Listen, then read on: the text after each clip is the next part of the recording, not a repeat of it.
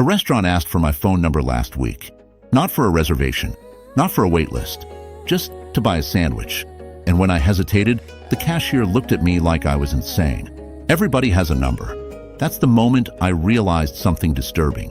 We've been trained to hand over one of the most powerful identifiers in our lives without even thinking about it. Your phone number is no longer just a way people contact you. It's your ID, your tracker, your behavioral fingerprint. And once companies have it, they can connect pieces of your life that were never meant to be connected. Where you shop, who you talk to, what causes you support, which apps you use, where you physically go, all stitched together through 10 digits. And today, I want to show you something most people never question. Why companies are obsessed with getting your phone number. Why some websites refuse to let you sign up without a real cellular number. And what you can actually do if you don't want to hand your identity to every restaurant, retailer, app, and data broker on the internet. Because here's the part most people don't realize.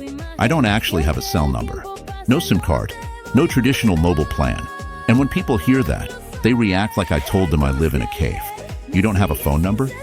No, I have phones. I just refuse to let telecom companies track my life through them. And once you understand how phone numbers are really used behind the scenes, you may stop giving yours away so casually too. Most people think a phone number is harmless.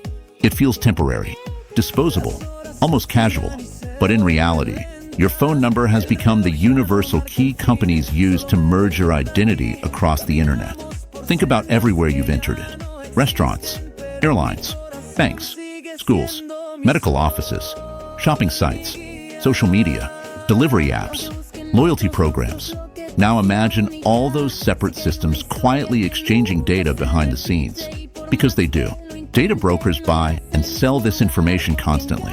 Your phone number becomes the glue that connects your purchases, your habits, your location history, your relationships, even your political interests.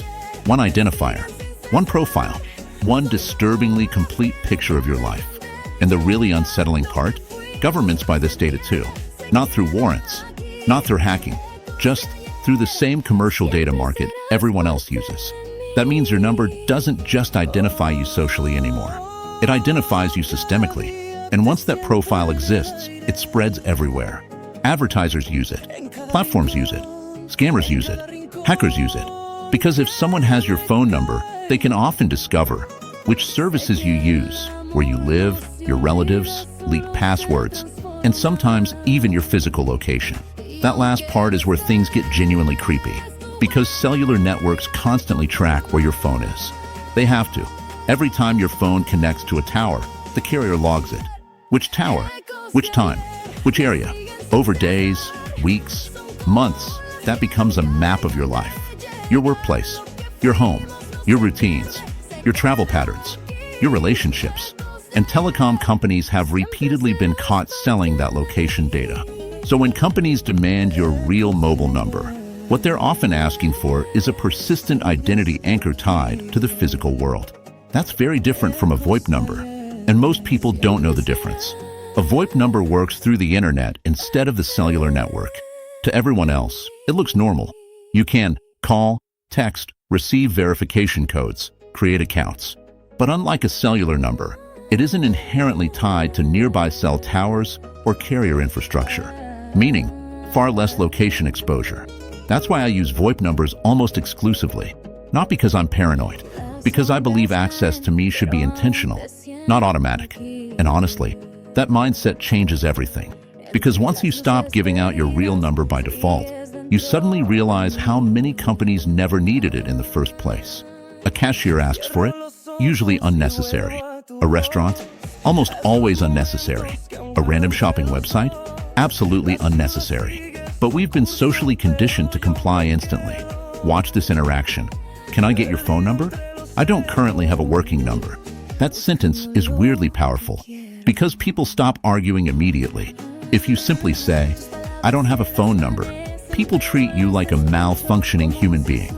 But I don't currently have a working number creates a socially acceptable explanation. Your phone broke. You're switching plans. Temporary inconvenience.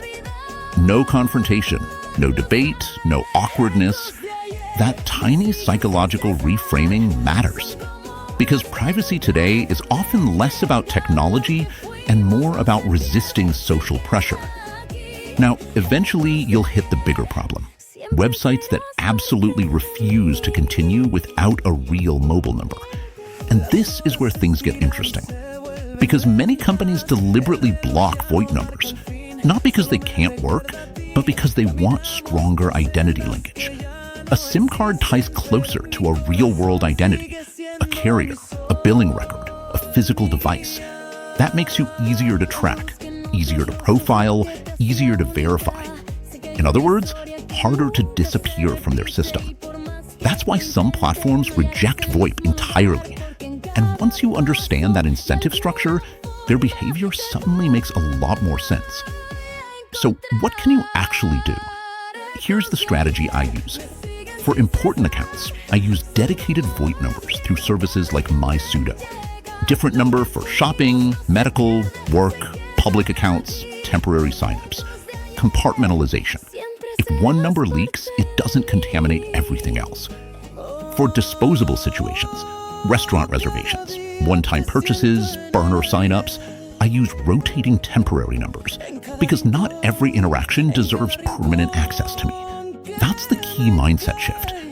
And for the rare services that absolutely require a SIM-based number, use a prepaid SIM, not your primary identity number, just a sacrificial access number you maintain separately. Because privacy isn't about disappearing completely. It's about reducing unnecessary exposure. That's a huge difference. And honestly, this is the biggest misunderstanding people have about digital privacy. They think privacy means hiding. It doesn't.